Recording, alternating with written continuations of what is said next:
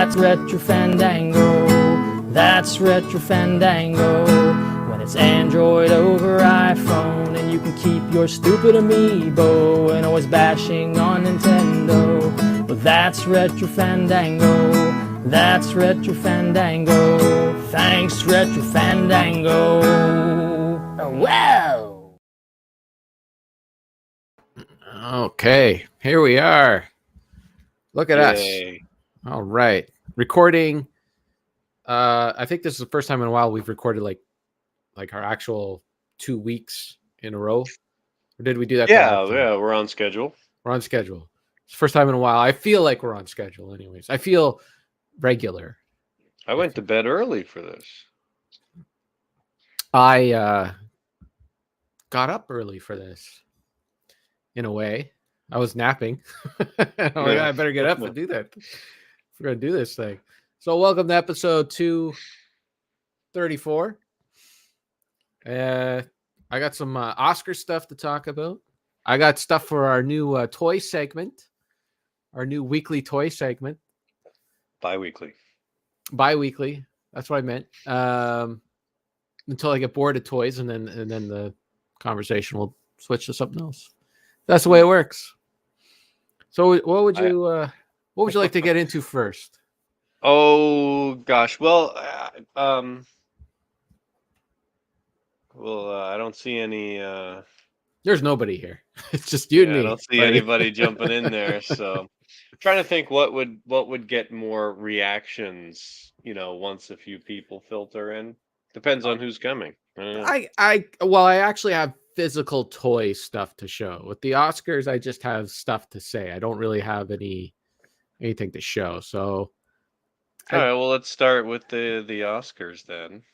Okay. Well, and I'll just say I have absolutely no idea what is nominated, so all of this is going to be a surprise to me. That's a lot of these Oscar films. I don't know if they always get a big buzz over here. I really don't know. I don't know how well these movies do outside of North America, but hey, Derek's here. Do you have any VHS tapes to show? we need something to show. Give us some VHS. Dangle something in front of the camera quickly. What the heck were we talking about? Oh yeah, okay. So yeah, these Oscar movies, like Sarah and I every year, I like to just go through the Oscar films, whatever's nominated, and watch them on down if I can sit through them. And I look at it as a nice recommendation list by Hollywood. Hollywood saying this is our best effort this year, so go ahead and check these movies out. Okay, best effort. I'd say it's the movies that the Hollywood, the uppity ups there are most proud of. Yeah, the Academy. They feel are the best the Academy. Best representations of the year. I'm not saying that they are the best. I'm just saying that's what they say, and I'll check out their list. Sure, that's the ones that they're most proud of. That they or they got the most palms greased from or whatever. That that does happen. Too. Oh yeah, we got Deke here from the Distortion Den, fresh off of his interview with Coney Hatch's Andy Curran. It was a very fascinating watch, and an hour and 15 minutes or 20 minutes or so interview with Canadian rock legend Andy Curran. It was very good. You should check that out on the Distortion Den channel. That's what I was trying to get Den and channel out at the same time, and it came out Chen, the Distortion Chen. It works. Anyways, so here. And Ryan, lowly fourth. No problem, Deke. Okay, so I listed these. So there's 10 nominees now, which is way too much. There used to be 5, and then the Academy was getting into some hot water. I don't know. They were getting frowned upon because there wasn't enough color, if you will, enough ethnicity in their choices. So instead of like, okay, well, let's actually think of something that should go into the 5, that's not just all white guys. They just said, well, we'll just put more. And I think they expanded it to 6 and then eventually 8. And now we're up to 10. We're up to 10 movies. Is that it get really nominated. that many? It is They get nominated? 10 films. It's insane. And I'll tell you right now, you can tell because for me personally, I went through all these movies. 5 were great, and 5 I wouldn't really waste my time bothering with. So I listed them to from the movie that I disliked the most to the movie that I liked the most, and then at the end, I'll tell you which movie I think should win Best Picture. Because the movie I like the most, I don't think will win Best Picture. Okay, Does so that make sense? All right. yes, as long as we get both number ones, your personal number one and Yes. the one you think Yes. will probably Will win probably based win. on Academy decision making. Yeah. If I was to place money on this one, not that I think it, if that makes any sense. I don't really necessarily think it will win. It's just that I think it should win, if that makes sense. Okay. Because I really don't know what the hell they come up with. Sometimes it's amazing. Like Parasite, the Best Picture, like that was my favorite film. I can't believe it. Then other times it's like I can't even. I don't even remember. But like there'll be like some movie that I thought was crap and it wins Best Picture. Okay, so the movie I disliked the most was this movie with Emma Stone and Willem Dafoe called Poor Things. We actually tried to watch it not last night but the night before, and I couldn't. So the actor in the movie I wanted to see the most was Mark Ruffalo, because I really do like Mark Ruffalo. I think he's a good actor. So I sat and watched this movie waiting for Mark Ruffalo to show up. I know he was nominated for a Best Supporting Actor. I was waiting for him to show up, and I was hoping that he could like save this movie when he showed up, but then I don't know, he didn't do it. So it's just one of those movies that is really weird for the sake of being weird. It's so this Willem Dafoe plays basically like this Frankenstein kind of guy who finds this fresh body. I'm talking like Frankenstein, Dr. Frankenstein, not the monster, right? So he's like a Frankenstein, Dr. Frankenstein. He works out a lot of dead bodies and whatnot. He finds this fresh dead body played by Emma Stone, who jumps off of commits suicide. She jumps off a bridge, and he recovers the body right after she commits suicide. Her brain is dead, but her body still has some like life function in it, and she's pregnant, and the baby inside her is pregnant. But there's a lot of damage to the body, but the baby's brain was working well. So he decides to take this corpse into his lab, and he cuts out the baby's brain, and then cuts out. Okay, wait. Hold on. I'm gonna ask you to stop describing there because I might want to see this. No, you don't trust. Maybe I I don't might want know. to. Well, I might want to. I didn't watch it very much of it, so everything I'm talking about was like in the first 5 minutes. Okay, It does. It you sounds. know what? I gotta stop you there because that doesn't matter. It's like it Listen, spoiling the first 5 minutes no, is still spoiling the first five listen. minutes. It No, can be because I have no something idea what quite happens at the end of the movie. interesting. No, it's not necessarily the ideas in this movie. Like I'm sitting here describing it, it's like, oh, that sounds awesome, because you're thinking Reanimator, cheesy. No. This is like I'm not. There's no way that the Academy is going to nominate something like Reanimator. I know this is probably a much more dull and overly dramatic. Uh, we think we're smarter than we are kind of movie, but still, I don't want too much of it spoiled for me.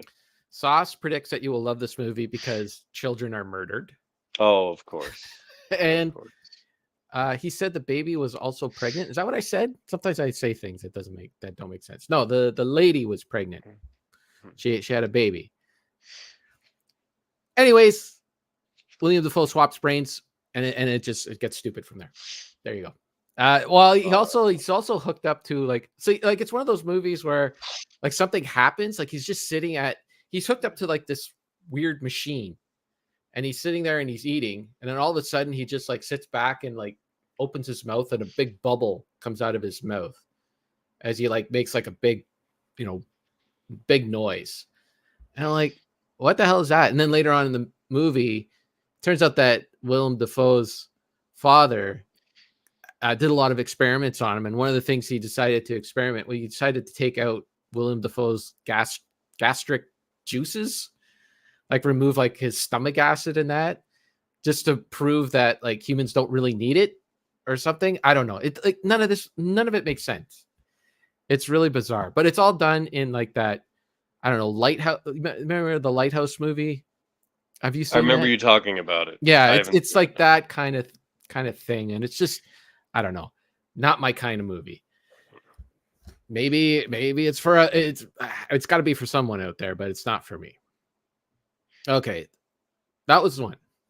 On to number two. Which was number two? Maestro. This movie, Maestro. It is what's his name? Written and directed by the guy from the Hangover movies, Bradley Cooper. This movie, it was just obvious that it was a vehicle to try and get an Academy Award for himself, either as a director or as an actor. And it's one of those, like, it's just plain to see, right? Like, it's just so obvious. The Academy Awards, they love biopics, especially biopics about musicians. The last few, the Elvis movie, Elton John, Queen, all the way back up to the Johnny Cash movie, they always go to that well of musicians. So Maestro is there was another movie, Tar, last year, where that was about a conductor, and he plays Elmer. Is it Elmer Bernstein? Leonard Bernstein. I always get those two confused. Leonard Bernstein, who was a composer, and he composed many, not only composed like symphonies and that, but he also did a lot of movie soundtracks. Mm-hmm. So, that also ties into the Academy Award. They love movies about themselves, especially when it's done in a flattering way. Any sort of movie that is about the making movies and elevates that to like on a pedestal, like just put up like, oh, we all make movies and it's so great and so awesome. Anyways, it centers around a lot of his personal life. And he was a gay guy, but he marries this woman, and it's like, just kind of stuff that you've seen this story before. Really, the only interesting part was that Leonard Bernstein, apparently he didn't like to be alone, and he didn't like closed spaces. So when he was working on a score, they'd all be working like in the room with the piano and all that. But if he had to go to the bathroom for a number one or a number two, he would just go to the bathroom off to the side of the studio that they're all working in, and he'd leave the door open. So people would be like, are walking in, and he's sitting there and he's taking a shit. It's like he's got like score sheets and he's sitting on the can, and they're conversing with him like this is just normal, everyday behavior. So I like that part of the movie. I thought that was entertaining, but the rest of it was just boring. So I think we watched about an hour of that one, and I'm like, okay, I had enough of this. Maybe it is about the guy Elaine dates on Seinfeld, because he took his pants off all the time, right? That's true. No. You're confused. That was two different guys, wasn't it? I don't think she actually dated. Wasn't he the guy that took his pants off? I don't know if she actually dated the Maestro though. Did she? I can't remember. I gotta rewatch that series. I'm starting to forget things. It's kind of scary. I am rewatching Curb Your Enthusiasm though right now, and of course, as soon as I start rewatching it, Richard Lewis dies, who was like a huge part of that show. I swear to God, every time I watch these old shows, while we're watching it, somebody who has worked on that show will die at some point. Even something more recent, like we were watching King of the Hill, and the guy who does the voice of Dale and a whole bunch of other characters passed away. Very good Really? film. Yeah. What was his name? Oh, I don't remember. I don't Hmm. remember. But Was he? Did he do anything beyond King of the Hill, like notable? um, yes, but I can't remember. Okay. But his big claim to fame was that he was a stand-up comedian, and Dale was like his big uh the character that he the biggest character that he voiced. And it's unfortunate too because they're bringing that show back, and Dale is the guy that you want to hear from the most, like a Hmm. 2024 Dale who was all paranoid about uh conspiracies and all that, and with the whole conspiracy theorists now getting like this huge platform, everything from flat earthers to anti-vaxxers, it just would be really something else to see a 2024 Dale and how he operates. But Well, they would have to replace Luann too. 'Cause Brittany I Murphy, she died a long time ago. so when they were talking about the show coming back, because Luann and Lucky, played by Tom Petty, have both passed away. So they were just going to be written off the show, like they went off and got married and are living in Florida or something like that now. Oh, does that mean that they might even have an older Bobby? I don't think anyone's aging on the show, right? Okay. Or aging very much. I don't know. I don't know where they're going with that, but it would be interesting to see. I'm still waiting on the most recent iterations of Beavis and Butthead to be put out on some sort of physical media. Yeah. Well, all the talk here, the buzz is that people are going back to physical media because they're frustrated with the streaming services and how many you have to Mhm. purchase and stuff being moved and whatnot. And people Well, are that going, and you pay this fee for a whole bunch of stuff, but it's often a whole bunch of stuff you're not interested in. yeah. You just want those one or two things that you really like, so might as well just pay for those. Well, and the choice too, having to sit there and pick something to watch versus just Hmm. going to Walmart and buying 5 DVDs for 30, $40. They're like $5 a piece, and Yeah. Do you you want watch to your go to 5 movies. the buffet or just go to the restaurant you really like? Yeah, and get the plate you want. Yeah. Yeah. Okay, next is a movie called Past Lives. It is sort of a Korean slash American film. It's about Mhm. this two Korean preschoolers or preteens, not preschoolers, preteens. They fall in love. They're very young. Her Mhm. family decides to move to Canada. His family stays in Korea. Eventually, she ends up in New York, and she's in college, and the opening of the film takes place in the late '90s, and then this part of the film we're in like 2010, where Skype is starting to become more of a thing and all that, and they reconnect online through Facebook, and then they start Skyping each other, um, and eventually uh, she puts a stop to that because she realizes that they can't be together because they're too far away. It would take them like a year and a half to get to New York. It would take her a year to get to Korea. So this relationship isn't going to work. Then the film fast forwards again another 10 years. He had a relationship with the woman, but it fell through. She got married. He finally comes to New York and see her, and they connect a little bit and they talk, but eventually they decide that it wasn't going to work out. That's Is the this like entire when film. Harry met Sally? It's the entire film. I felt, and it feels like as if this couple goes through the same thing 3 times, and I'm like, why am I watching this? Why? It just keeps going on and on. I didn't really care for it. When Harry Met Sally is entertaining, has fun dialogue, fun characters, fun situations, fun side characters. When Harry Met Sally is a fantastic film. This is just past lives, and it's kind of boring. Next is the Barbie movie, which I already had talked about on this show.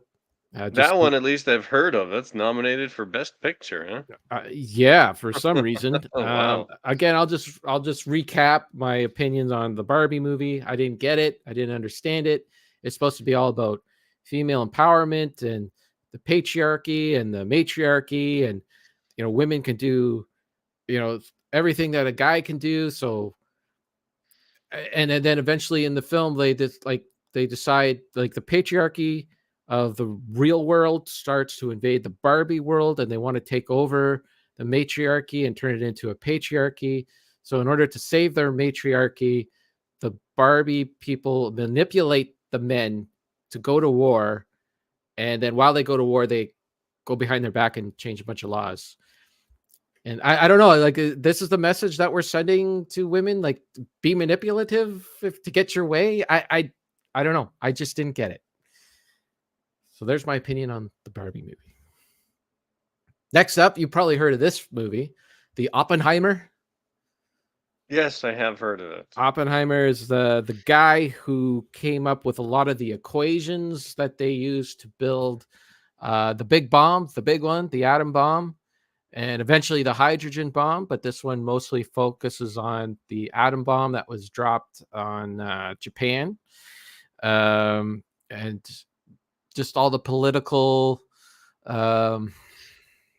background behind it. I don't know. I was kind of bored with it, to be honest. It's one of those movies like, they start off and it's all, all the stuff about the bomb was interesting, but all the stuff about the character, the man himself, I just didn't really care for. I found that part boring. Like, the stuff I found interesting was like, for instance, before they set off the atomic bomb, a lot of the scientists were not.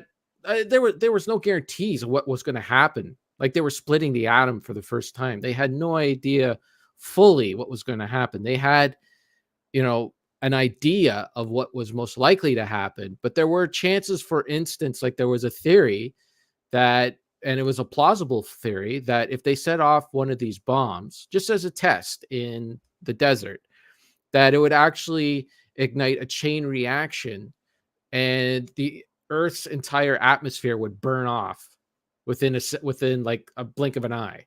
They'd set off this bomb and it would just like whoa, the entire. And it was a strong possibility. It wasn't a strong possibility. It was a minute possibility, but it was still a possibility. And as these scientists are getting to put this, this bomb together to set off in the desert to test what's going to happen, they're all making these side bets that, the atmosphere was going to burn off. And one of the army guys off to the side, like one of the, he's not a scientist, but and he's asking them like, what's this bet that you're doing? And like, oh, it's just a joke. It's just a joke. Don't worry about it. We're just, we're cynics. We're scientists. Don't worry about it. And he's like, but there is a small chance that it could happen. They're like, yeah, there is. Yeah, it could happen. But, it probably won't. And they set the thing off anyways, because there was that much pressure. They were under that much pressure to beat Germany to getting this bomb. Anyways, hey, if the whole atmosphere was going to catch fire within a second, then you wouldn't even know it. You wouldn't be able to collect on that bet. No. That was part of the joke. Just bragging rights for a split second. Yeah. If you could turn and say something in that split second, sure. Anyways, they set off the bomb like halfway through the film, and it felt like to me like that should have been the end of the film, because that's when all the interesting stuff ended, and then it just kind of went on about his personal life. A lot of it's about the McCarthy era and those stupid trials where they were trying to find out if you were a communist or not. Then there was a lot of theories that he was a communist because he belonged to the Communist Party for a short while, and a lot of his rhetoric, like he did not want the bomb to be ever to be used again. So he was very, very much with all like the scare of the Cold War and everything like that, he was like trying to tell people like this should never be used again. And I don't know. Anyways, I was kind of done with it at that point. Okay. So those are all like for me, like they were either terrible to mediocre to middle of the road movies. Now these five, we go way up. I would say I loved all five of these movies. If any one of these won Best Picture, I'd be okay with it. Although only one will win. It should be one of these, but I know that some of these just won't win. Anyways, you could put these four pretty much in any order, but I had to put them in some order, so I did. So Anatomy of a Fall is the next film. This is the type of film that I believe if Alfred Hitchcock were around today making movies, this would be the kind of film that he would make. It is, I think it's a German film, but it takes place in France, and it's a part like all sorts of different languages are in this film. You got French, you got German, and you got English. It was really fun to try to find subtitles for the film. Anyways, it's about this woman who she's German, and she falls in love with this English guy, and they decide to live in France because they're always fighting, they're always arguing. They have a kid together, but they decide to move to France because it's kind of like the middle ground where they, where they feel like as if they can repair their relationship.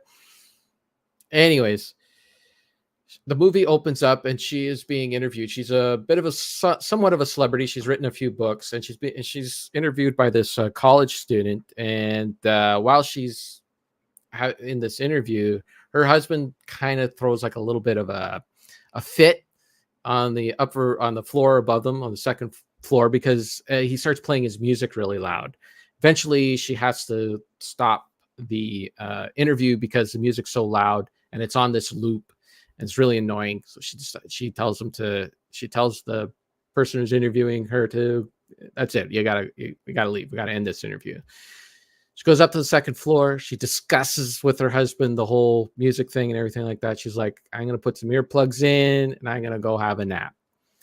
So he goes up into the attic. They're renovating this house. He goes up to the attic to work on the attic. They have a child who's deaf, and he goes out to give his dog a walk. He comes back. The kid comes back with the dog, and they find their dad dead in the front of the house. And now there's a whole thing on whether or not he fell, whether or not he committed suicide, or whether or not she killed him.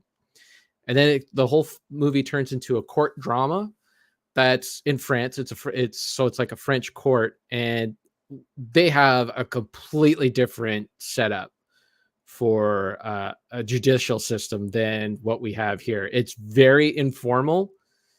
You kind of just like call your witness, and everyone has a discussion about what the witness saw.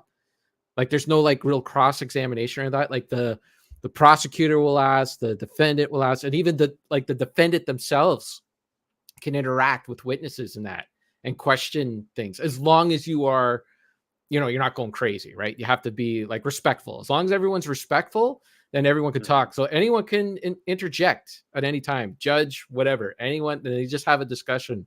It was really interesting, and it was a good like murder, not really murder mystery.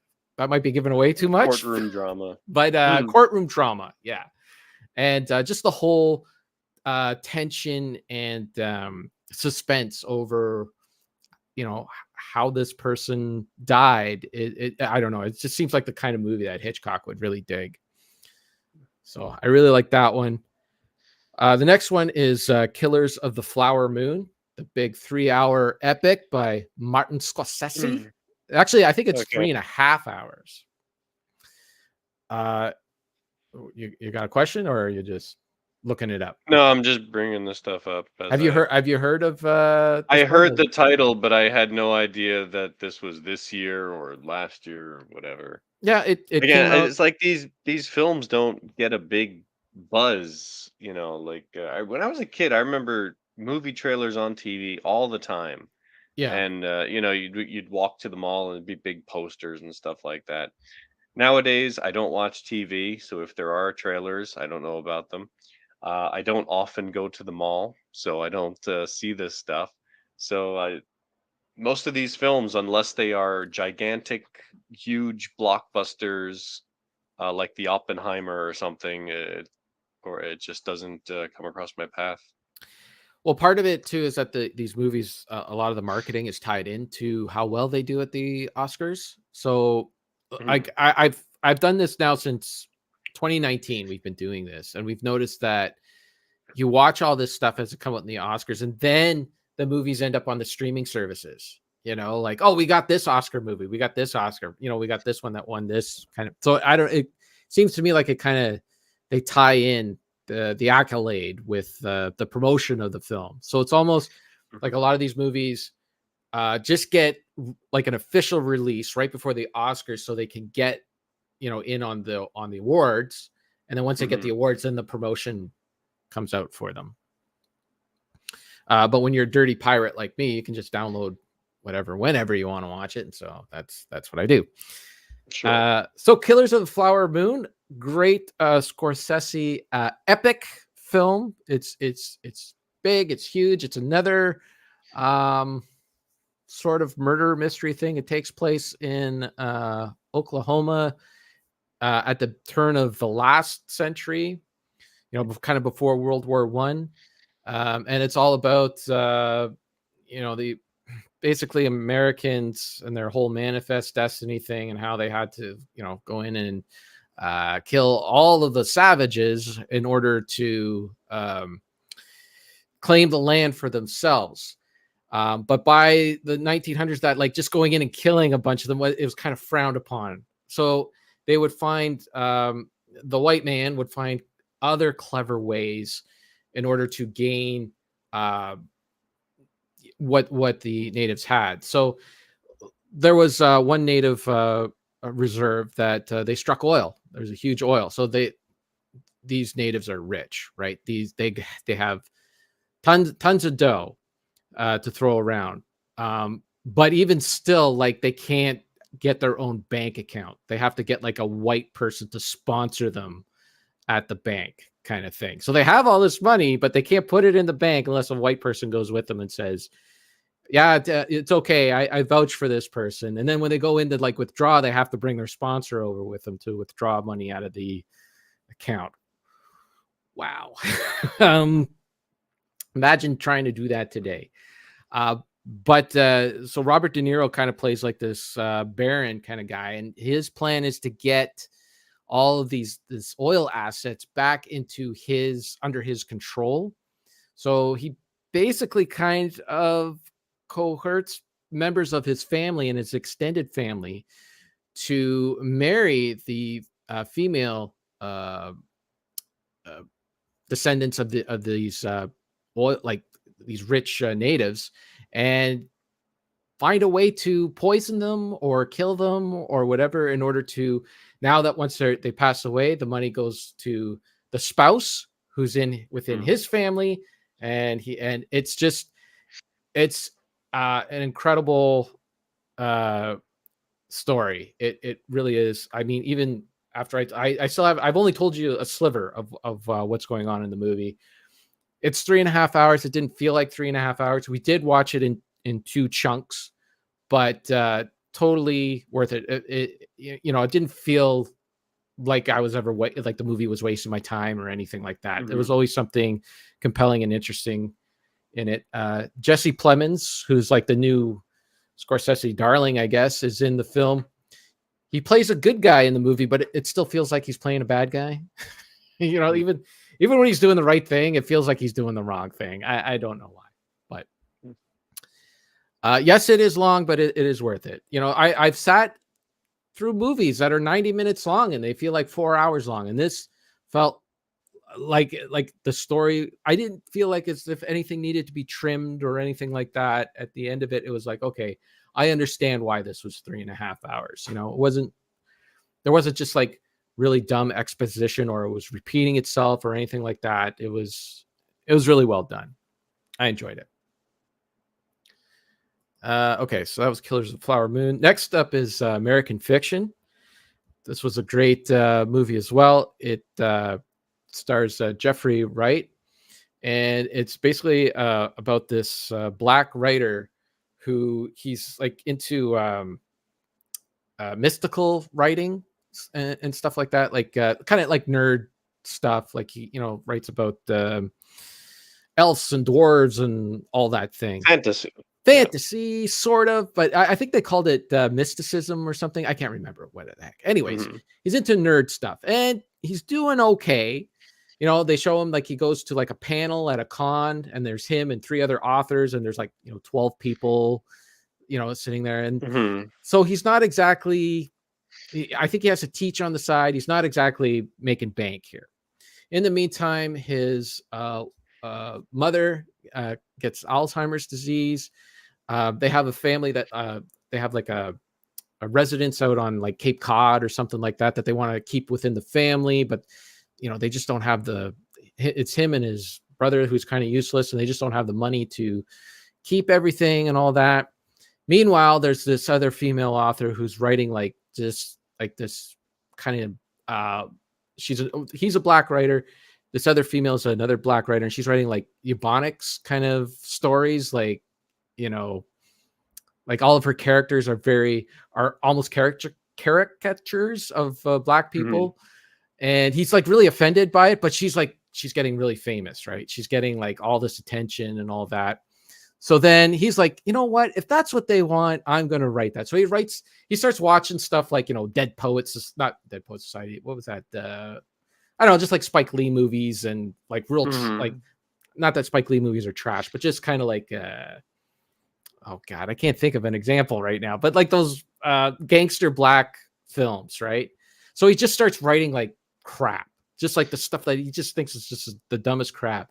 And he brings it over to his publisher, and the publisher's like, we can't do this. We can't publish this. He's like, no. Give it to them. Like, this is what they want. Let's see if they take it. And of course, they jump on it right away. And they make it into like, they want to do a movie deal and all this stuff. And it's just like, to him, it's just like the worst work, but he's getting all this attention on it. And in the meantime, he's put on this board that is going to pick like the best book of the year kind of thing. And he wrote this terrible book under a pseudonym, right? He didn't use his own name. So they don't know that he is the author of the book. And so this terrible book that he wrote is one of the books that's up for Best Picture. And he's on the board, and it's a board of 4 people, and there's 2 white people and there's 2 black people. And 3 white people and 2 black people. The 3 white people love the book. The 2 black people are saying like, this is terrible. This is like not a representation of who we are or anything like that. These are characters. This isn't really good writing and all that. But the white people on the board are like, yeah, but we really need to give like the black people a voice and really understand what they're saying and hear what they're saying. So eventually they get outvoted because the vote was 3-2 that the white people voted for this book. And it's so funny because you're watching them all on this table, and the white people are like, we have to listen to black people. And the 2 black people at the table are telling them that it's crap, and they're just not listening. It's really the book. It's based on a book that was written like 20 years ago, and it's kind of like more appropriate today than 20 years ago even. But it's really good. It was really good. It's really good stuff. There's more to it. I just told you a sliver. Don't worry about it, but check out American Fiction. Okay, only 2 more films. So second to my favorite film was a movie called The Zone of Interest, and this is about World War II. Man, it's just a wealth of stories that came out of that war. So this is about the guy who ran and created Auschwitz, like designed all the burners and everything like that to burn the Jewish people more efficiently. He created like this clock system where they would like burn the Jews in one oven, and then they move over to the next oven to let the first oven cool down, and they burn the Jews in that one, then move down to the third, burn down. Now they're on the third one, they're burning that one. Now they can go back to the first one because it's cooled down. They can dig out all the ash out of there and set it up for more, like they just made everything more efficient. Anyways, this guy has this house that is like right next to Auschwitz. And the movie is really about his family and how they're just all blind towards what's happening on the other side of the wall. Um, it is really thought provoking. It is a bit abstract at times. There are times where the movie just goes into some weird directions, and even I'm not even sure what the heck it's talking about, but because I'm not that bright. But all the obvious things that the movie was trying to say, I think I caught on to. But it was just really good. And like I watched it with my subwoofer on, and the entire time, like while the family is interacting in this house beside Auschwitz, the subwoofer is just rumbling in the room because that's the furnace that's burning the Jewish people, like, 200 yards from them the whole time. And it's just so, like, there's no like soundtrack, there's no music or anything. It's just this rumbling, and it's so effective. It was so creepy. Yeah, like it's just but really effective. It was really good. I enjoyed that. Not that I enjoyed the subject matter, but I enjoyed the little tricks that they used to emphasize their points and all that. It was good. So finally, my favorite film from the Oscars was the movie called The Holdovers. This movie stars Paul Giamatti, and it's directed by your boy Alexander Payne. Paul W.S. Anderson? No, Alexander Payne is your boy. Who is Alexander Payne? Who has directed such films as Sideways. Oh, okay. You like that movie? You like Election? I don't know if I've ever seen Election. I thought you liked Election. The Descendants. Did you like that one? Have you seen that one? I don't know what that is. About Schmidt. Have you seen that one with Jack Nicholson? Yeah, I wasn't too keen on that one. I don't really recall it that much, actually. Anyway, Sideways is a great movie, and Election is a great movie. Okay. I'd have to rewatch some other stuff here. Oh, and Descendants was a good movie as well. Anyways, this is a movie with Paul Giamatti, and I don't know, there's a bunch of young actors in the movie. I don't know any of their names. I don't know. Anyways, it's about this all boys school, and it takes place over Christmas break, where everybody goes home during Christmas break, except for a handful of students that are left behind for one reason or another. One is a Korean exchange student, can't get home. And it takes place in like the late 60s. And others just don't have anywhere to go. Like their parents they went took a Caribbean vacation. So there's nowhere to go. Just kind of stuff like that. It's like one of those character, just like Sideways. It's a very character driven film. And Paul Giamatti, like all the acting is just really well done. Paul Giamatti has like a glass eye throughout the entire film, and you'll never be able to figure out which is the glass eye and which is the real eye, because they keep moving it around. They keep switching it on you. It's good. Yeah. So I don't know. That was my favorite film out of all of them. But I don't think it'll win Best Picture. I think what will win Best Picture. Hang on. Let me bring up this list here. All right. Best Picture nominees. You're just bringing this up now? Yeah. Okay. Well, I've been looking at them individually. I want to see them all on one thing.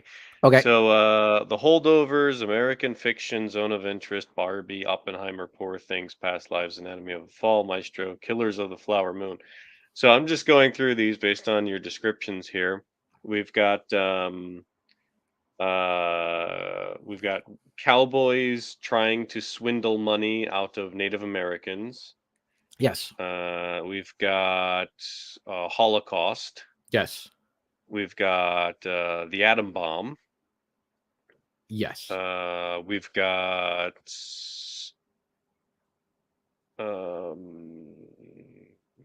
the Frankenstein-ish thing. Yes. Okay. Yes. And then with Barbie, you've got the Men versus Women. Yep.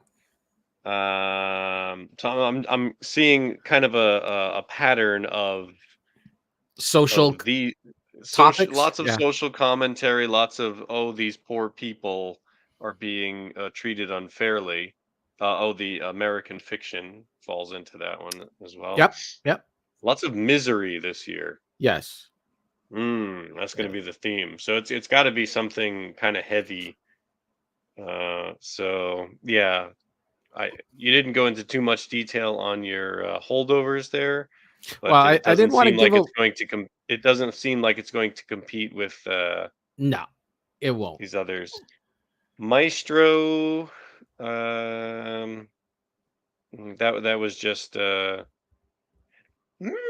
one might have an outside chance. It does. Although I think most voters will see it as the vanity project that it is. The Vanity Project, but like I said, the Academy, they sure like promoting Hollywood, Yes. or like you said, the musicians, because one thing that Hollywood likes to do is remind independent filmmakers that they're better than them and they have, more resources. Mm. That's why, there was the big 3D boom years ago, because now people have access to more competent equipment. They Independent got filmmakers have theaters at home. editing software, Yeah. Oh yeah, yeah. cameras. They get access to all that. So Hollywood likes to remind everyone that, like, hey, we can do this. We can do 3D. Can you do that? We can do Yeah. 8K. Can you do that? So anytime they can celebrate the big artists, the magic of cinema or music or whatever, it's like, hey, look, we're the super talented ones here. We got it. So that could have an outside chance, but Scorsese, he's got a track record of getting close. Um, I know that Oppenheimer got a whole big buzz behind it. They do like Christopher Nolan. I don't know. So what's your final pick? What do you think is going to take it? Well, you know what? I'll give you I'll give you both. I'll give you my prediction of what will win, and Hmm. I think I'll give you what should win. So I'll give you the what should win first. What Okay. should win, I think, is Martin Scorsese's Killers of the Flower Moon. Because not Hmm. only is it a great story, not only is it told well, not only does it have great acting and characters, and it's compelling and all that. Also, it also has the cinematography is great in it. Technically, it is done very well. I think it has everything in the Hmm. film to actually make it the best picture. It's done at a higher level than everything else. Plus, Scorsese, like you hinted at, gets close and never makes it. He has won Best Director once for The Once. Yeah. Departed, Hmm. but none of his movies have ever won Best Picture. Um, so I don't. I think it probably should be. I think it should be his year. Should be a double whammy for him. I think he should win Best Director and Best Picture because it is done very well, and it's a topic that a lot of Academy Award members of the Academy can get behind. So I think that. Mhm. But what's probably gonna win, I have a feeling, is possibly Oppenheimer. I think that might have the chance to win just because of its popularity. It was big, Mhm. and I think it made a lot of money. And the Academy is, like you said, like they want to have that status that they're better than everyone else, and nothing Kind of. says like Yeah. you're better than everyone else and making a ton of money. So I don't know. But then again, it was like also it was the yang to the Barbie movie, right? They were yin and yang there because they came out at the same time for some reason. They were, like I don't know. They were like the Xbox and PlayStation of the summer blockbusters for some reason. Um, but I I think have a Killers of question. the Flower Moon should win it. You did watch the entire Barbie movie? I did, yes. Okay. Now, not to get too overly political and social here. Why not? Did the Barbie movie, it was a lot of male versus female. Did they address the issue of transgenderism?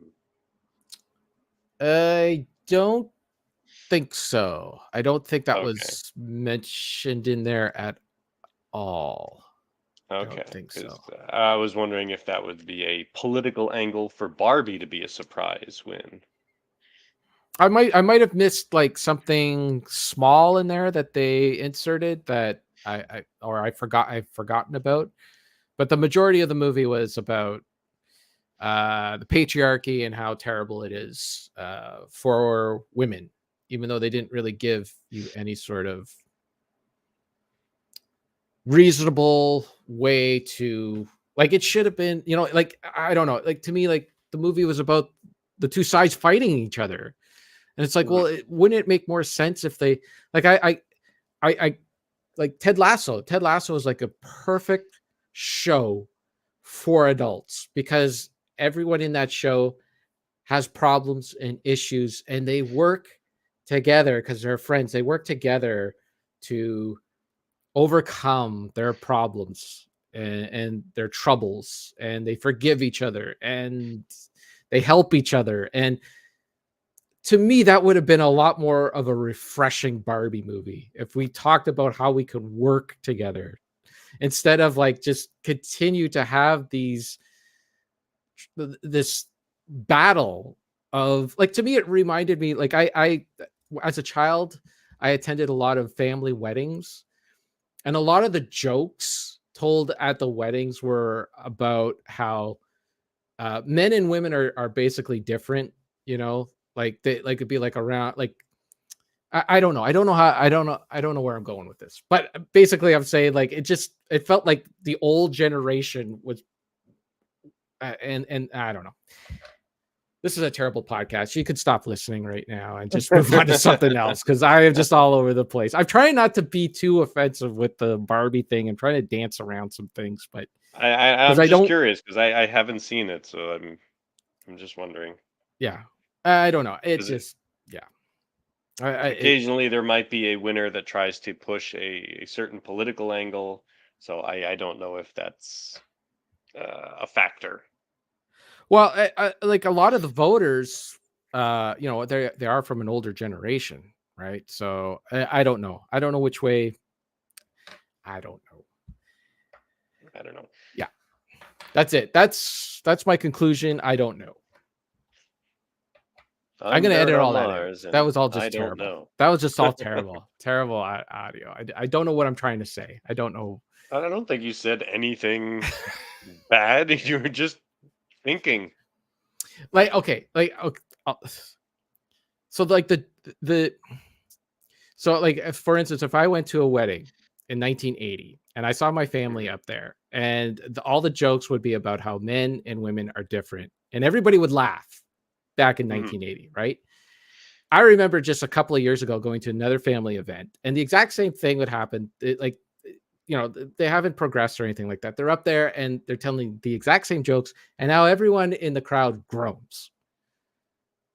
You know what I mean? Like, it's the exact same joke Well, yeah, that was told 30 years apart. It mhm. elicited a laugh back in 1980, and it elicited a groan in 2024. It depends on the joke. It depends on the person. The people's viewpoints have changed. Right. But also, I think nowadays people tend to get fake angry at things Oh yeah, because for they feel sure. like they're supposed to. No, but this was like not a situation, I don't think, where anyone was trying to get fake angry. It was just kind of like a groan, like, haven't we moved past this kind of thing? And it felt like the Barbie movie wanted to have its cake and eat it too. It wanted to tell those jokes and get a groan and a laugh at the same time. I don't know. It just didn't make any sense. Mhm. I don't know why I keep talking about this. Let's talk about something else. I'm terrible. I'm a terrible You've person. convinced me. I'm going to watch the Barbie movie. Watch the Barbie movie and give me your opinion. Put together a succinct opinion about it so people have something to listen to on this instead of my rambling. All I right. would have helped you out, but I haven't seen any of those movies. I haven't heard of probably 80% of them. This is always a tough episode to do every year. I want to talk about the Oscars, but Richard has no interest in it. Well, So I'm certainly interested in movies, and I've been watching a whole lot of movies. I just I'm not up with the contemporary stuff. well, let's hear about your movies. What have you been watching? Oh, I've been let me talking go for to like an my list hour here. now. I should have started playing the award music to get you off the stage. What have I watched since? Blah blah blah blah blah He's not blah. prepared. I got my list here. I'm just going through it. I continued watching mostly. My intent was to watch only movies I had never seen before to both get points for the not so special ABC challenge Right. and also to just get rid of the stuff that's been sitting in my backlog. It's just on the shelf and I just never seem to get to it. So a couple of those movies that I finally watched. I don't remember if we talked about some of these. I finally watched Scarface, Tootsie, Blade Runner 2049, which I did enjoy. That was really good. Oh, good. The Adventures of Baron Munchausen, Uh, which I tried watching once before and I turned yeah. it off. I got through the whole thing this time. Shallow Hal, Oh, wow. which I did not enjoy. I didn't think you Uh, would. That's a Farley Brothers movie. You wouldn't like that. I had a copy of it because I bought a 2-pack with There's Something About Mary and Shallow Hal, and Right. I watched the Mary one and I didn't like it, so I just never wanted to watch the other one. But the problem I'm facing now is the majority of the films I have that I haven't watched are all in the like 2.5 to 3.5 or more Hours. hours zone. So it's like Well, that's why I never get to them. They always lose out against watch them in 90-minute chunks. well, certain Sauce, movies I have to do that. type in what the point was of the Barbie movie. I'd love to know what the point of the Barbie movie was. Oh, Shallow Hal, of course it's a comedy. Yeah, Why it's wouldn't I comedy. Yeah, like it? no, it's No, not funny. it's a not funny comedy. I like Shallow But Hal. the I big like. problem with Shallow Hal for me There's no was problem with that. basically once they established that joke of he sees Gwyneth Paltrow the way like he's supposed to see her inner beauty. So Right. he sees slender I just forgot her name already, Gwyneth Gwyneth Paltrow. Paltrow. But Yeah. everybody else sees her as her actual physical size, which is much larger. And then that's the joke for probably a good 40 to 50 minutes of the movie where it's just constantly another scene of, whoa, I see her this way, but you see her that way. I don't get it. Why don't you think she's pretty? And then that's like every scene is like another scenario where he doesn't get it. He doesn't get it. And everyone's just looking. And then the joke gets old very fast for me. And then finally you hit the midpoint and he learns the truth and everything. And then it kind of just uh it's the scrambling of like, no, I really want to be together with you, even though the audience is only seeing the slender version of her. I didn't get it. Okay. What was your problem with I didn't Something think it was About very funny. Mary? That movie's great. I don't know. Like No, I don't get their level of comedy. It seems a little too immature. I don't know. uh, okay. The Three I, Stooges are not immature. oh, Three Stooges, much like Monty Python, there is an intelligence behind silliness. Okay. There is something missing with the Farrelly brothers, where it's just silly, silly, silly, sophomoric humor. The Stooges and some other smarter acts. There's a bit more intelligence there. Kingpin I Kingpin. haven't seen in a very long time. I'd have to watch that one again. Was that a Farley Brothers movie? Kingpin? I guess it was, wasn't it? I don't know. Anyway, I thought I had a K and an O for my not so special It is. challenge. But I picked up one film. Oh, I got it here. It is a Nicolas Cage movie called Oh, Knowing.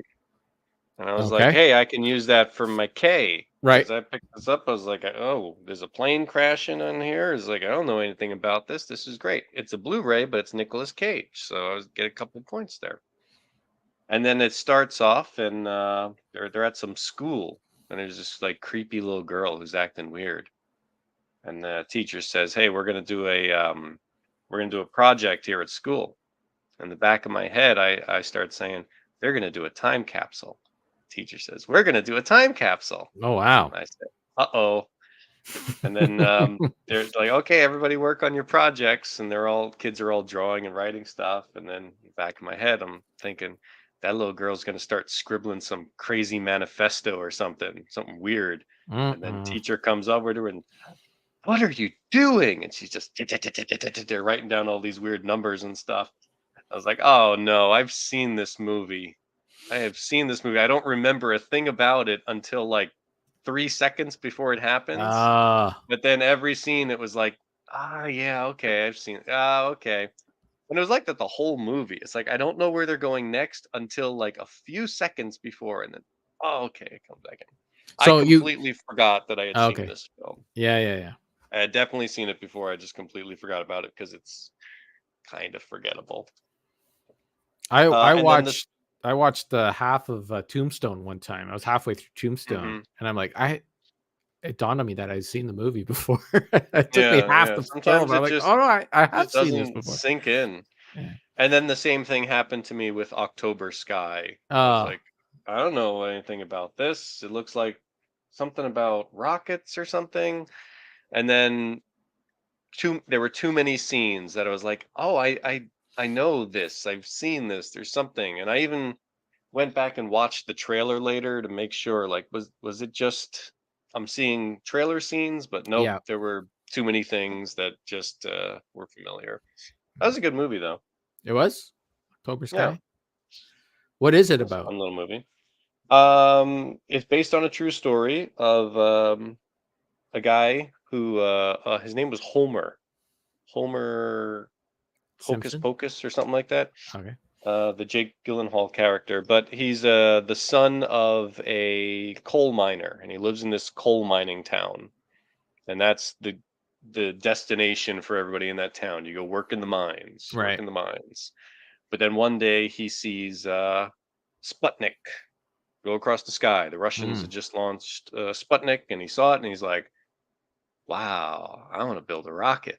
I want to go into the stars." So it's all about him wanting to pursue a life outside of the coal mine into the stars, and you get a lot of that great imagery of like they're going down into the ground, and he wants to go up into the sky I and stuff like see. that.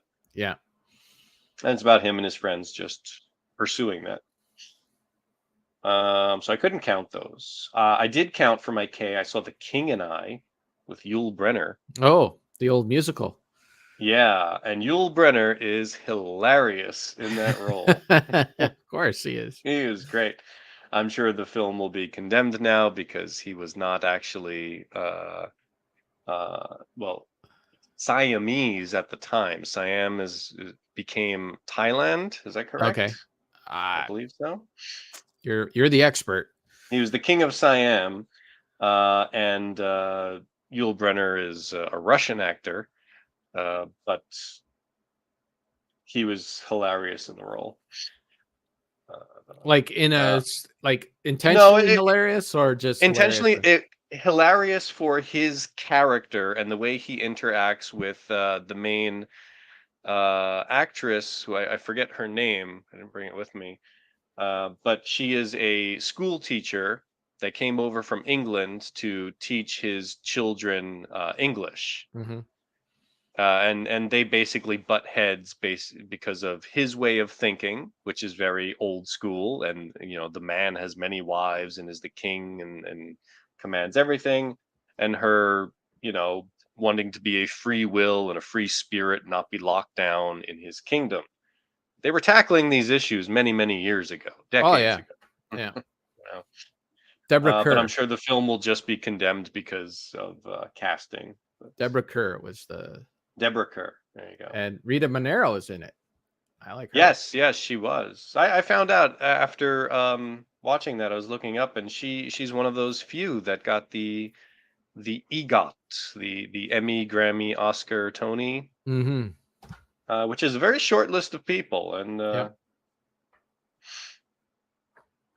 makes sense though. So it's a Uh, comedy, The King and I it's don't know not a anything. comedy; it's a musical, and it Okay. looks like a musical. All the stages are set like a stage, like they Right. didn't build proper looking, uh, uh, sets the way you would in a contemporary film. It looks like a stage. It's always shot from one angle, but it's very good. It's very lots of songs, lots of singing and dancing. But that Yul Brenner, I think he got an Oscar for that, and he deserved it. What else did I watch? Carlito's Way, which I did not really enjoy.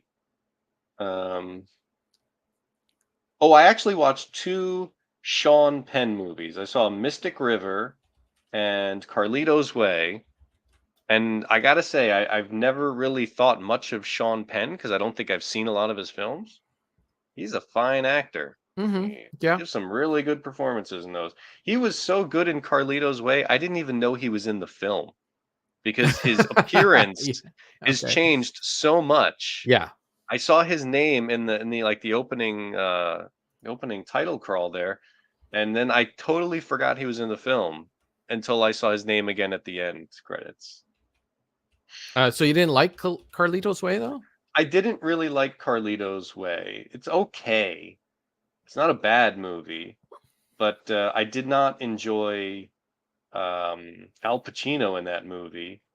I did just watch Scarface a few Mm-hmm. weeks earlier, and I thought he did a pretty good job in Scarface.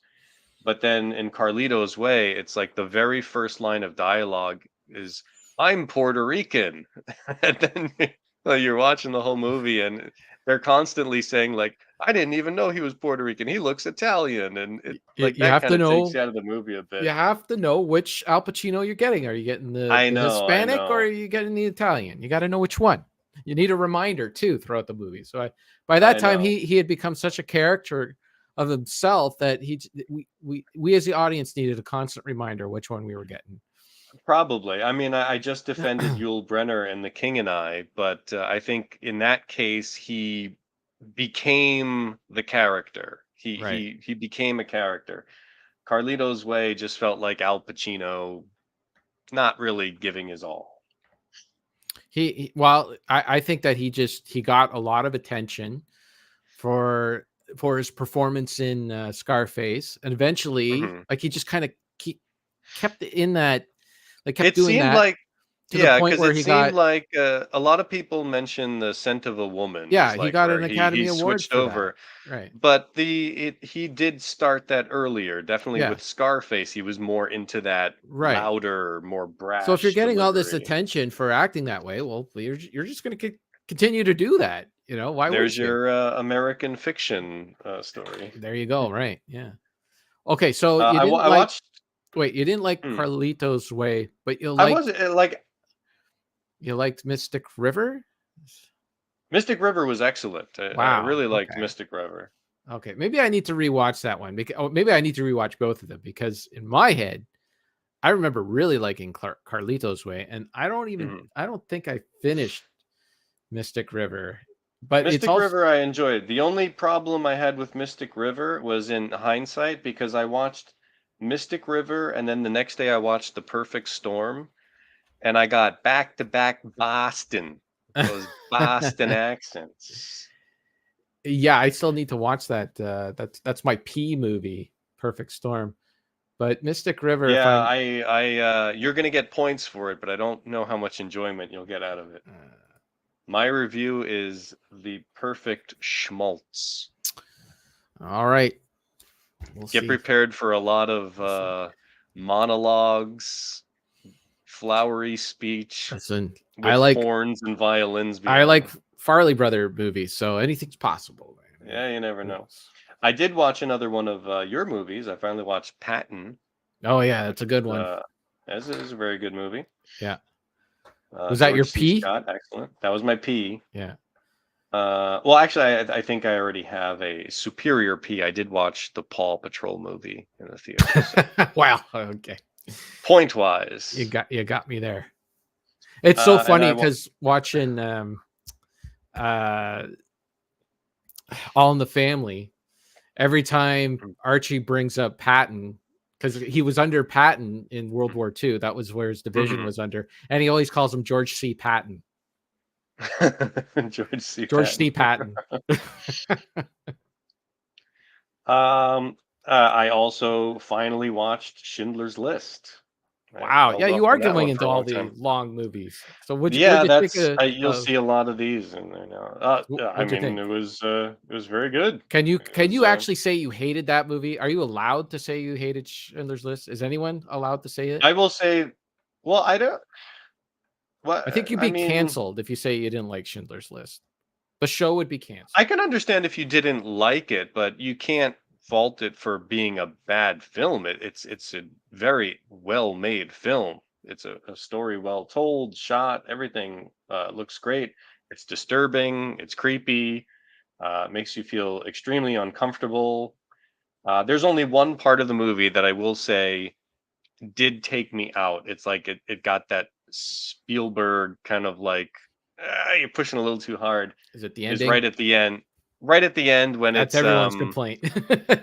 Yeah. well, which part of the ending are you talking about? The bringing in the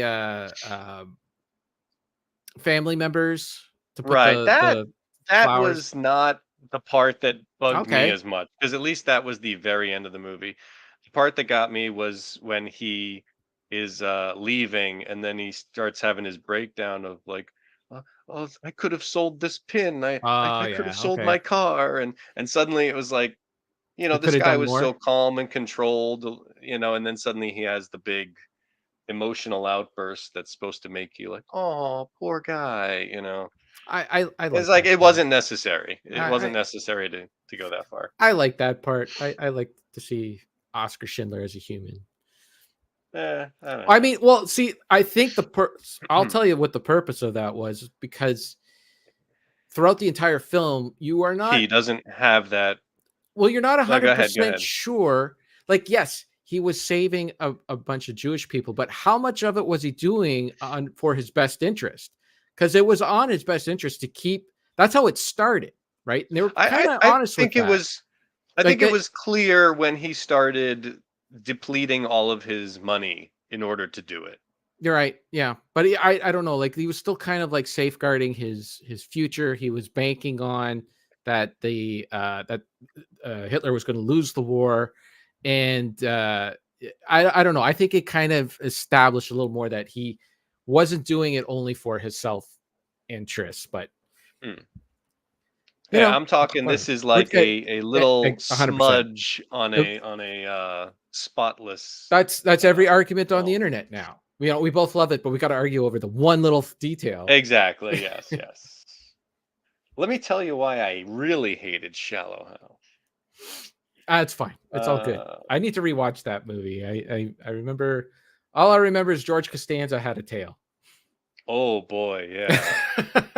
It, Jason Alexander in that film. I mean, he's a phenomenal George Costanza, but he just can't escape that. Yeah. It's unfortunate, but no matter what he does, you can't see him as anything else. And he tries to play that character so different until like one point he gets angry at somebody and he reverts to George It's Costanza. so hard when you're an actor and you put so much of yourself into a character Yes. that's beloved, and then it's Mhm. impossible unless you're like, like unless you have that Bill Murray or Clint Eastwood kind of vibe to you where you could just play You can yourself in do every movie. another character equally well. Yeah. It's just he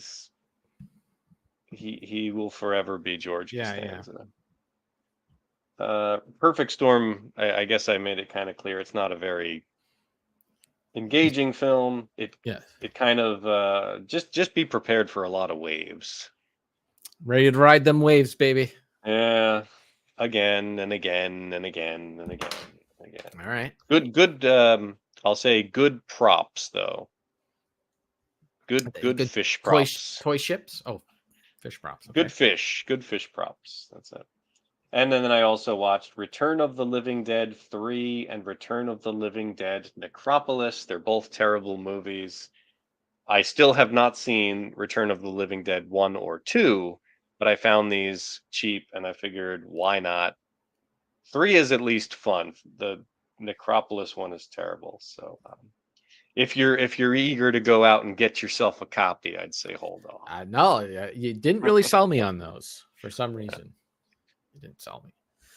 Yeah. Okay, that's it. That's the shebang right there. I mean, I got a bunch of movies that I watched, and I was going to talk about Batman a little more because I finished watching season 1, and I Yeah. was going to do my top picks there, and I wasn't sure if I was going to go into season 2 or 3, but maybe I will. So I might hold off until I watch a few Okay. more because I'll take back what I said before. I said I was close to the end of season 1, and all the best episodes had already happened. I was wrong because there were some really good ones Oh, okay. towards the end.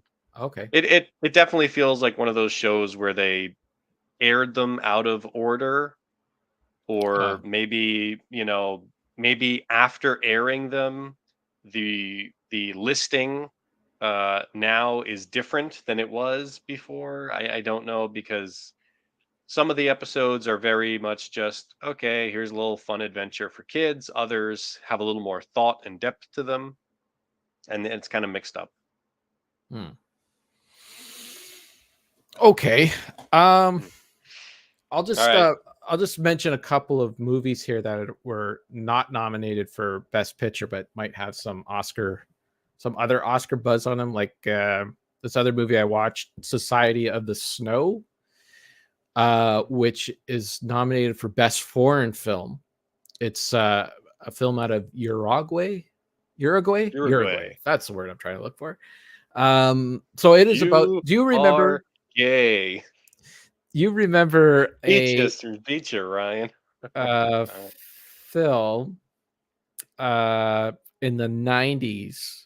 I think it was called Alive, and it might have starred Ethan Hawke, but it was about the soccer team that crashed in the Andes, and then they had to eat the dead bodies. The survivors had to eat the dead bodies to survive. Do you remember that movie at all? Based on the soccer plane crash, It was a rugby team that had rugby crashed. team or something. Maybe that movie it was a soccer team. I don't know, but it was a rugby team. I don't know the name of the movie. I think it was called Alive. Anyways, so this is a movie by the Uruguay people to actually like tell like a more legitimate story. Like the one that came out in the 90s was very Hollywoodized, and that they were all white people speaking English and whatnot. So this was like their story. It's really good, really compelling. Like so the plane crashes into the Andes, and they're like stranded out on this mountain, and it's all like the little things that you don't think of while they're stranded there. It's like, okay, yeah, sure, like you hear the stories like they ate human bodies to survive, but like they all have cigarettes, they all have lighters and stuff like that, but there's no fuel to burn anything. They couldn't cook anything, so they had to eat like stuff raw, and it's cold and it's freezing, and the avalanches and the whole bit. It was really well done film. It probably should have been up for Best Picture over some of the other films, but it was really good. Also, I had some other ones here. Robot Dreams, that was a good animated film. That's up for Best Animated Film. There's no dialogue in the entire film, which I thought might be a little bit too much, but it actually it told a good story just with pictures. I felt like a little baby there, just seeing imagery and getting a story with just the just the imagery. But it's about this lonely guy. They're all animals that in the film. So it's like a what the heck was the thing? It was like a dog, and he's lonely. He's a dog and he's lonely. So he orders a way for a robot to be his friend. And the robot, he turns on the robot, and it's like they're like best friends. They just become like fast friends, like really quick. And the robot or the dog decides to take his robot to the beach, and they're both having a great time at the beach. And then all of a sudden, as you know, the beach is closing, the robot was in the salt water and he starts to rust up, kind of like the Tin Man from Wizard of Oz. Mhm. And he's frozen there. So the dog's like, he's got to go get some oil to fix him up and all that. And he leaves to go get some stuff. And by the time he comes back, the beach is closed. And the beach is closed for the season. And it goes through this whole thing where the dog tries to like go to court to get like some rights to get into the park so he can get his robot friend. But no one sees the robot as an actual person. They're like, just leave it there and you'll get it there in the spring. And it's a charming and heartwarming story. It's about friendship and loss and the whole bit, and it's really good. I tried watching a couple of the other animated films that were nominated, but none of them interested me. But that one stood out. So check that one out. I did rewatch Blade Runner, and that movie for me just keeps. Which cut? I watched the director's cut. Okay. I think I told you that that HD DVD set that you I had a few different cuts, yeah. Well, the other cuts, none of them work. The disc with all the other different cuts on it, yeah, it's dead. It's rotted. So I still haven't. I'm still not able to watch the other ones. I did rewatch, or I went to YouTube to try to find the Harrison Ford voiceovers, and I do see what everyone. I understand what everyone's complaining about because the voiceovers are not performed well and some of them are not written well. But I do feel like as if the studio was onto something, because there is a little bit missing in Blade Runner where you do kind of need some sort of exposition to explain a little bit what's going on. It's kind of weird because some of the exposition over explains some things. Like you get it. Like he's like Decker is sitting in an office with his old boss, his old Blade Runner boss, and they're like, "We need you back, Decker. We need you to come back and be a Blade Runners, and catch these guys. You're the best one," and all that. And then the voiceover is like, "They needed me back because I was the best." And as the best, like it's like, well, we just had this thing, Yeah. So that part, I don't know why that's in there. That doesn't. We didn't need that part, but there was other parts where it's kind of like, oh, okay, I understand, like what is actually happening now because the voiceover does fill in some blanks. It's just not done very well, and I don't know. 2049 kind of got the balance right where you don't need the voiceover, but you can still get enough of what's going on. That one was definitely a lot clearer. The film is definitely better without the voiceover. I'm not saying that but I understand better after hearing it what they were going for, what they were trying to do, because there are parts of the film that, like, Deckard is just sitting there and he's daydreaming about that unicorn, right? Yeah.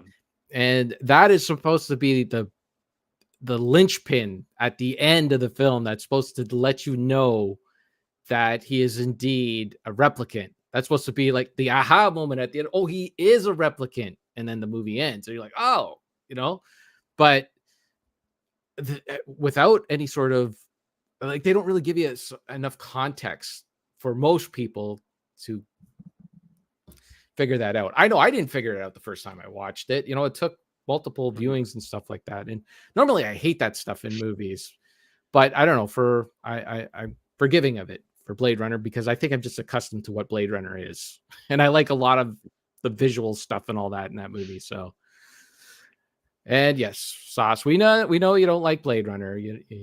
We get it. We get it. It's all good. Maybe he would like it if the Farrelly brothers took a stab at it. They would probably add a few solid jokes into it. I do need to watch Blade Runner 2049 though. Again, it's been a few years.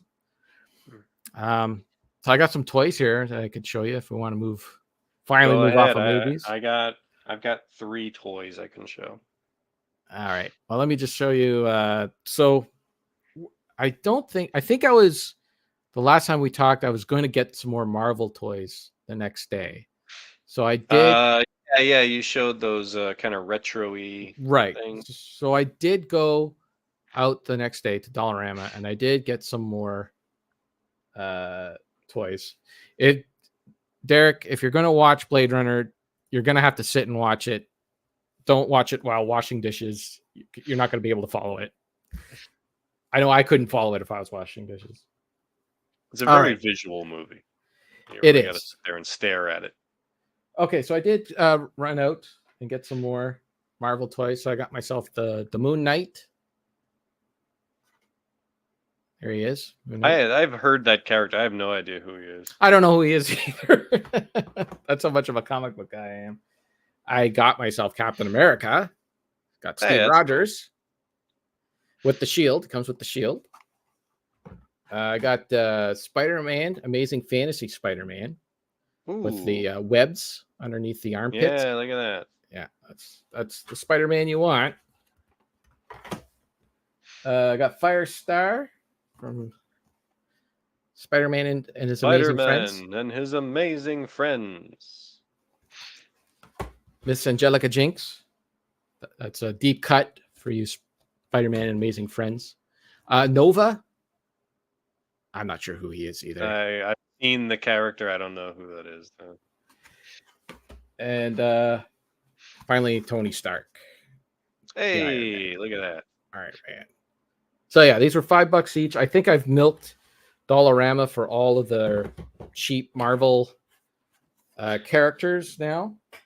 Well, I just got to say, I'm glad I'm not around these things because you've made it very tempting now.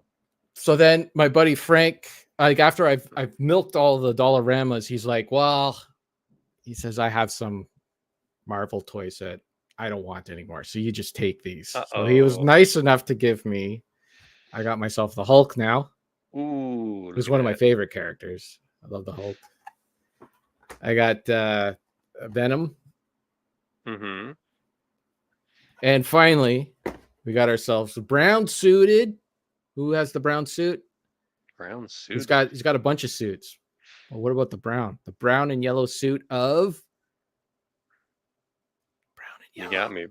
Oh, Brown and Yellow, the Wolverine. That's right, Wolverine. Okay. His brown and yellow suit. There he is. That's a cool one. I like that suit. So there we go. I also did find some more He-Man. I actually did get myself a He-Man and a Skeletor. Mm-hmm. And then I was debating on whether or not I was going to take them out of the packaging. And I know Richard's big on taking the stuff out of the packaging. And I'm kind of always, I don't know, the collector in me wants to keep everything together. But then I also want to play. So I'm like, I don't know which way to go. So then Steven Eider said, hey, you might want to check. If you're into Masters of the Universe, you might want to check out Marshalls and Winners, which is like kind of like this weird discount clothing store, but they also get, some other toys and household items and whatnot. And he said they had some Masters of the Universe stuff. So as soon as I went there and I saw what I saw, I'm like, I knew I was going to open up my He-Man toys. So I actually opened it up because I've always wanted to just have the feeling of taking He-Man. And I never had He-Man. I had He-Man. I never had Battle Cat. And I've always just wanted the feeling of putting He-Man on Battle Cat. Mm-hmm. So I finally was able to put He-Man on Battle Cat. It's Battle Armor He-Man. I will always be, the battle damage. Yeah, I will always be that's the one I had with Battle Armor He-Man, but that's okay. But there he is. On I don't think I ever had Battle Cat. I had Panther. You did having a Battle Cat. You had Panther? So do I with Skeletor. Oh, he's the battle armor too? Yeah. I always get battle armor. I never had the originals. I'm always a battle armor guy.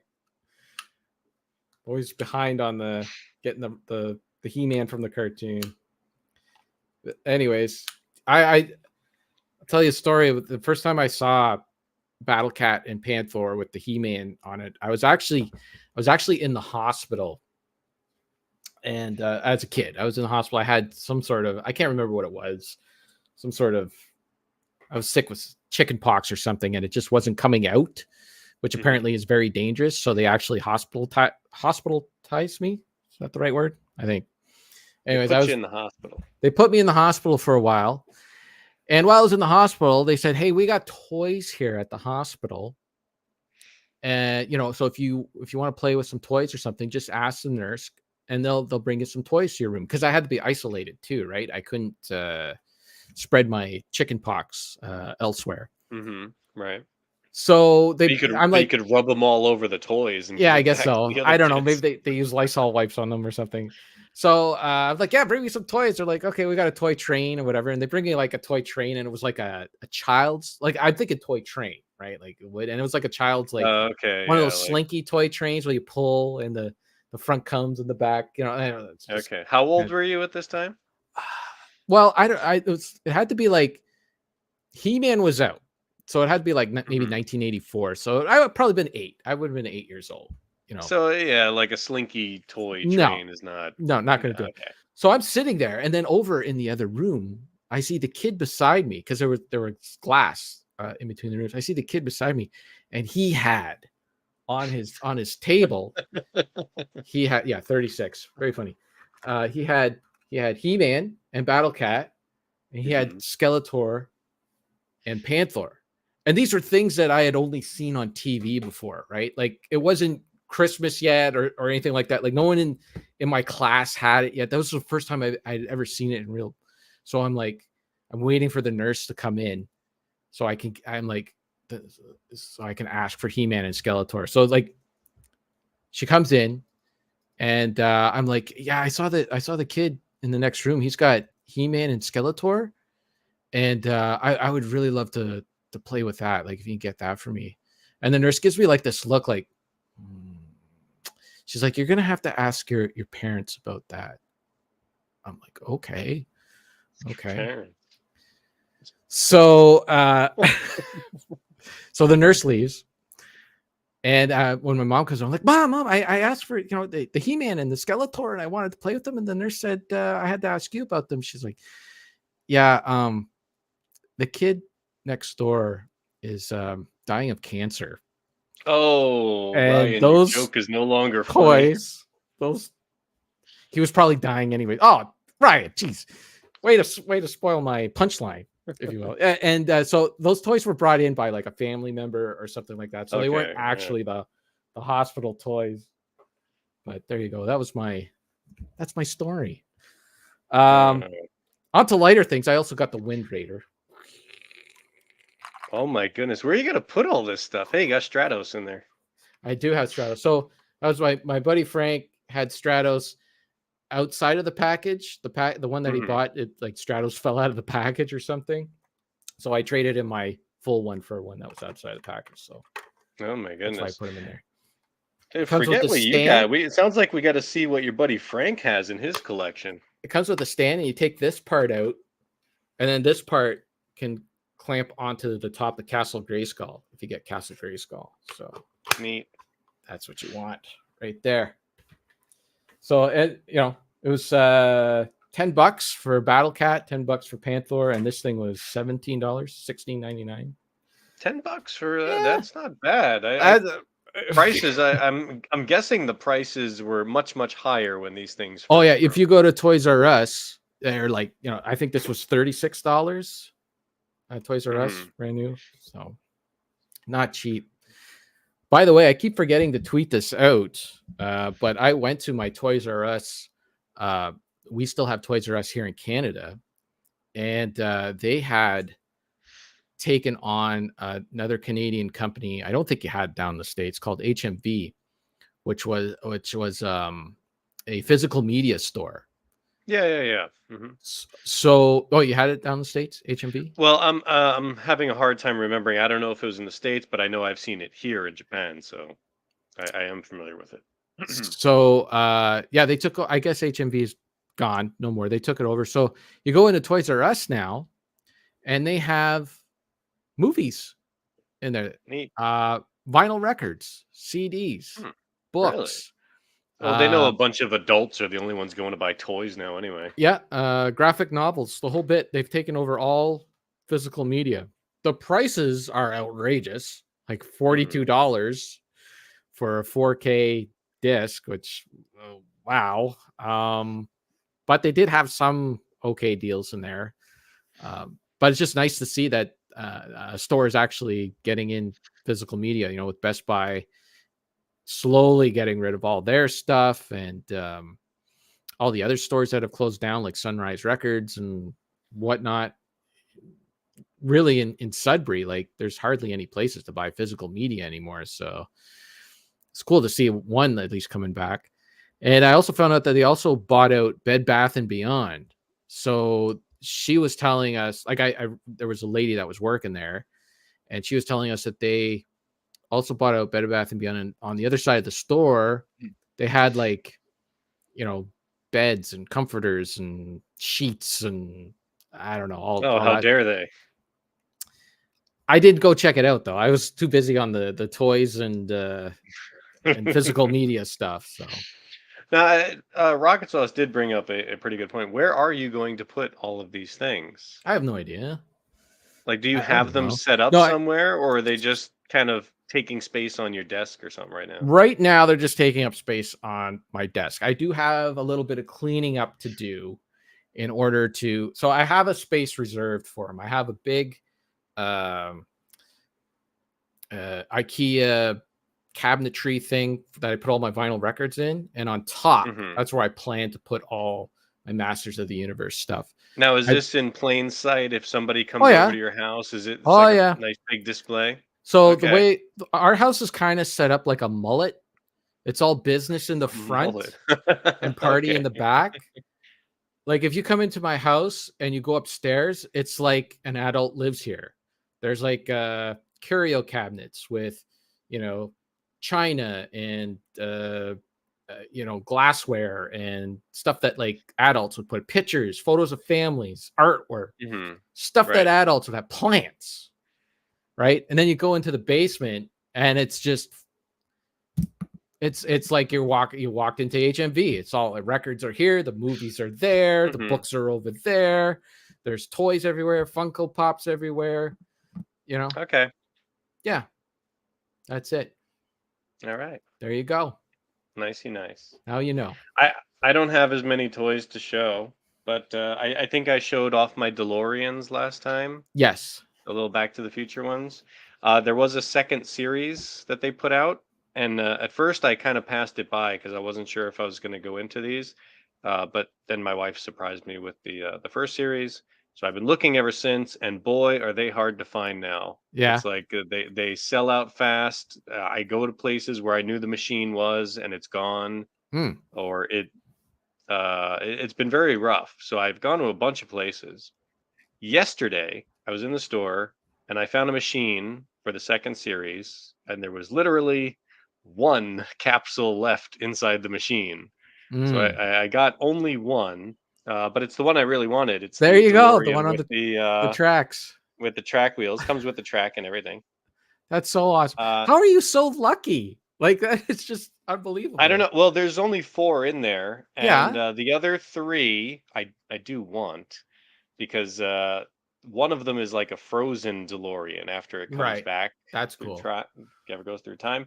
The other two are basically ones that I have just with little accessories on them, but the purist in me probably wants to have all of them. But I really like just rolling this thing tick, tick, tick, tick, tick, tick, Like on you the track. you technically Kind of have neat. you've not gotten a double yet. You've gotten like all That four that or is true because five well, different ones. my wife was responsible for the first four, and she just lucked out. And then yeah, I got the one that I really really wanted. So I was That's happy with wild. that. Unfortunately, because I've been so focused on those like capsule thingies, I've been looking around. I went to a store that sells used ones, so if people resell them, you can find some stuff there. I did find two more Shriekers from the Tremors line. I don't have them with me, but Oh, now I have three Shriekers, which, as you know, one Graboid produces three of Shriekers. course. So that's the perfect number. I Nice. did find another series that I thought looked kind of interesting. So now I got myself a little chest burster. Uh-oh. There you go. Wow. There's a lot of alien stuff out there. And I got myself a xenomorph. Yeah. Nice. Wow, Now that's this pretty is like cool. it's kind of cool, and it is like one of those big head, small body things, which I normally don't like, but I think in this case it Oh looks yeah, it kind of fits. cool. Yeah. And one thing I don't know, I really have to watch the movies again. This alien has like a transparent dome, so you can see its skull underneath, Oh, and I think that it was even it even comes off, and you can yeah. see. Wasn't that was that the fourth movie? I don't know because this is all based. Everything in this is based off of the original film Oh, because there's also like a there. That's Ripley. Yeah, I know Stas is saying the it's from the fourth movie as that's well. The the Ripley one. weird like. Yeah. But those are the Ripley clone aliens. Mm, And this one, it's just like semi-transparent. So I don't know, is that the original design and you just can't see it? I always thought it no. was like a sheer Yeah. black. Yeah, yeah. I don't know. It's kind of neat. You can see the skull and everything. Yeah. Anyway, I'm now searching online to see if I can find the others. There's the other variant. This one has the little mouth thing shooting out. Mhm. So there's one that doesn't have that, and then there's a Ripley in the white suit, and there's a Kane with the face hugger on his face, and a little egg. So I'm gonna see if I can find those. And I did. I don't have it to show yet, but I did place an order for another series that I missed out on Place from a an few years order. ago. I Whoa. placed an order, so I will have another uh, interesting little toy thing to show next time. Right on. Okay. Cool. Well, been talking for an hour and 40 minutes. My goodness. I think that's I think we said enough. I think we can wrap it up here. Yep. I mean, I could keep talking. I'm telling you, I got a lot more to say, but Oh, it's enough. yeah. It's You're enough. gonna get called for dinner. I mean, actually, well, we had a big lunch today, so Oh, really? I think dinner's going to be like maybe just a sandwich in an hour or two from now or Oh. something. Yeah. Well, if you have extra time, then here I can show you. I have a cue prepared for my movie challenge, the NSS ABC, because I'm very I have no plan for certain letters like Z and X and Q and stuff. I was like, what am I going Me to do with too. those? Yeah. But I was out in the shop and I just happened to come across this, a movie I've never heard of before, and I don't even know if I'm saying it right. Quo vadis? Quo vadis? It's some Latin phrase. It Okay. it's an old MGM movie that kind of looks like a Ben-Hur-ish Mm, film. yeah. Lots of kings and horses and stuff like that. It's another one of these 3-hour epic films. I don't know. I'll get a cue from a listing. Yeah, I'm not really prepared either for some it's I'm overly prepared, I think, for the new game plus. Like even though I still have holes in the original game, Yeah, but yeah. like for new game plus, for instance, I did tease this on their on the not so special Discord, but I did find a copy of the old 8mm there Yeah, with that Nicolas that was Cage on the DVD. So I'll be giving that a watch. yeah, I've I mean there's a number of them. 8mm, those 28 days later, 28 weeks later.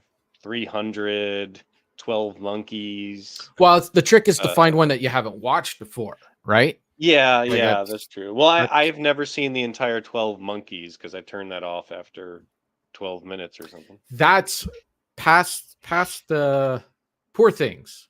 That movie, Terry Gilliam. That's what it reminded me a lot of too. It was like that Terry Gilliam kind of weirdness, surreal. Yeah. Visuals, which is just not my thing. Okay, all right, that's it. Let's wrap it up there.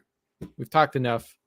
Thanks everyone who was in the chat. We had Derek, we had Sauce, and we had Deke was Deke. there.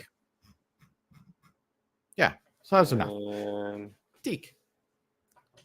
The distortion den. Yes. Yeah, that's enough. That's all you need. That's it. I got nothing else. That's it. All right. Goodbye, everybody. 2 weeks. Yeah, that's what you get. When we come back 2 weeks, maybe we'll have a joke for you then. I don't know. Okay. Skip that part where I was talking about the Barbie movie. Fast forward through that. I don't know what you think was so bad about whatever. I was incoherent. I can't remember. I was incoherent. That's what was so bad about it. I didn't say anything wrong. I'm just incoherent. I had no point. I was going nowhere. Kind of like right now. Kind of like 234 episodes. You jerk. All right. Goodbye. Bye.